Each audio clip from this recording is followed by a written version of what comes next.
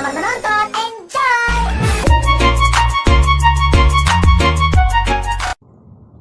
Assalamualaikum warahmatullahi wabarakatuh. Perkenalkan, nama saya Nur Habibah, NIM 7311417012. Di sini saya akan mempresentasikan sebuah artikel yang bertemakan perputaran karyawan yang berjudul Determinants of Employee Turnover Intention, Understanding the Rules of Organizational Justice, Supervisory Justice, Authoritarian Organizational Culture, and Organization Employee Relationship Quality, yang ditulis oleh Sujin Kim, Lisa Tam, Jungnam Kim, Yunari, dan dipublish di Corporate Communication pada tahun 2017.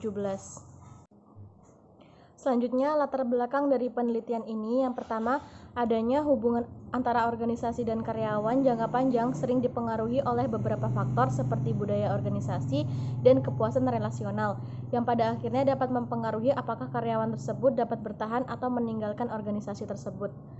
Pergantian karyawan berkinerja tinggi dapat merusak kinerja pada organisasi, dikutip oleh Kwon dan Rup pada tahun 2013. Dengan hal itu, penting untuk mengidentifikasi dan memahami kemungkinan penyebab yang memprediksi niat pergantian karyawan. Yang kedua, pergantian karyawan dapat merugikan bagi suatu organisasi ketika karyawan memberlakukannya secara sukarela. Banyak sarjana yang telah menyelidiki pergantian sukarela seperti Hume dan Griff pada tahun 1995, Lee dan Michael pada tahun 1994. Selanjutnya, tujuan dari penelitian ini yang pertama, untuk membangun kerangka teoritis niat turnover karyawan dan antecedennya. Secara khusus, mereka mengambil 3 anteceden. Yang pertama, keadilan organisasi, yang kedua, keadilan pengawasan, dan yang ketiga, budaya organisasi otoriter. Tujuan yang kedua, yaitu penelitian ini mencoba untuk menjelaskan lebih jauh faktor-faktor yang berkontribusi terhadap niat pergantian karyawan sukarela dan untuk menyelidiki peran kualitas hubungan antara organisasi dan karyawan. Selanjutnya, pengembangan teori. Yang pertama, penelitian ini menyatakan bahwa keadilan organisasi dan keadilan pengawasan akan berhubungan negatif dengan niat pergantian karyawan seperti yang ditemukan dalam penelitian sebelumnya.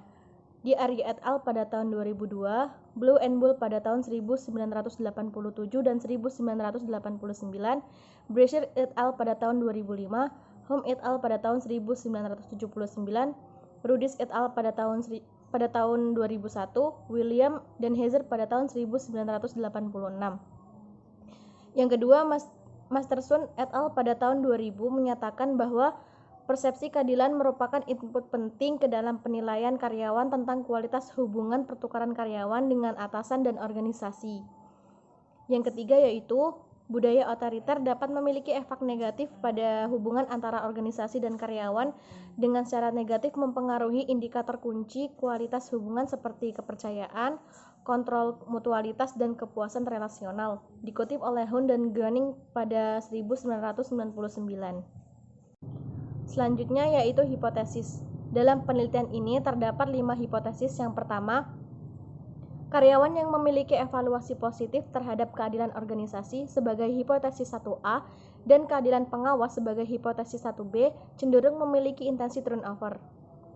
Hipotesis yang kedua, karyawan yang memiliki evaluasi positif terhadap keadilan organisasi sebagai hipotesis 2A dan keadilan pengawas sebagai hipotesis 2B lebih cenderung memiliki kualitas hubungan antara karyawan dan organisasi yang positif.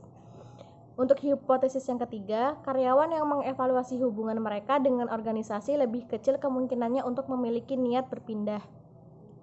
Hipotesis keempat, karyawan yang menganggap budaya organisasi mereka sebagai budaya otoriter lebih cenderung memiliki kualitas hubungan antara organisasi dan karyawan yang negatif.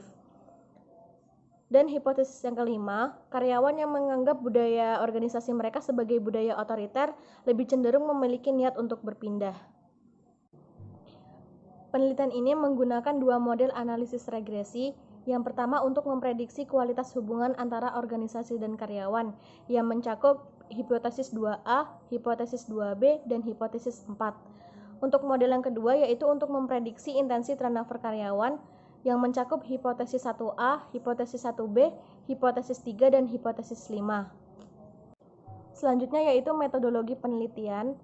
Pengumpulan data dalam penelitian ini berada di Korea Selatan. Terdapat 300 responden yang merupakan karyawan dari berbagai organisasi di Seoul, Korea yang direkrut melalui perusahaan riset antara September dan Oktober pada tahun 2008 yang terdiri dari 19% bekerja di industri manufaktur, 11% di bidang teknologi, 8,3% di bidang keuangan dan asuransi, 7,3% di bidang konstruksi, dan 6,3% di bidang retail dan grosir. Penelitian ini mengadopsi metode random sampling dengan menggunakan populasi panel penelitian sebagai kerangka sampling untuk merekrut peserta dengan rasio berdasarkan jenis kelamin dan umur sebagai variabel kontrol. Dan pengukuran semua item pada kuesioner menggunakan skala Likert 7 poin, mulai dari 1 sangat tidak setuju sampai 7 sangat setuju. Selanjutnya yaitu hasil penelitian pada model 1, yaitu untuk menguji kualitas hubungan antara organisasi dan karyawan. Di sini mereka menggunakan 3 langkah. Yang pertama, memasukkan usia dan jenis kelamin sebagai variabel kontrol dengan koefisien regresi masing-masing 0,223 dan negatif 0,115, yang berarti usia berpengaruh positif terhadap hubungan organisasi dan karyawan, dan jenis kelamin berpengaruh negatif terhadap kualitas hubungan antara organisasi dan karyawan.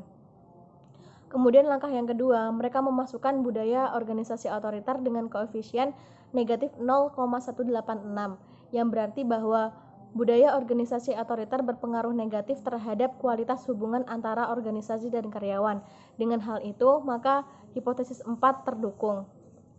Selanjutnya yaitu langkah yang ketiga, mereka memasukkan keadilan organisasi dan keadilan pengawasan dengan koefisien regresi masing-masing 0,625 dan 0,162, yang berarti bahwa keadilan organisasi dan keadilan pengawasan berpengaruh positif terhadap kualitas hubungan antara organisasi dan karyawan. Dengan hal itu, maka hipotesis 2A dan hipotesis 2B terdukung. Selanjutnya, hasil penelitian pada model yang kedua, yaitu untuk menguji intensi niat perpindahan karyawan.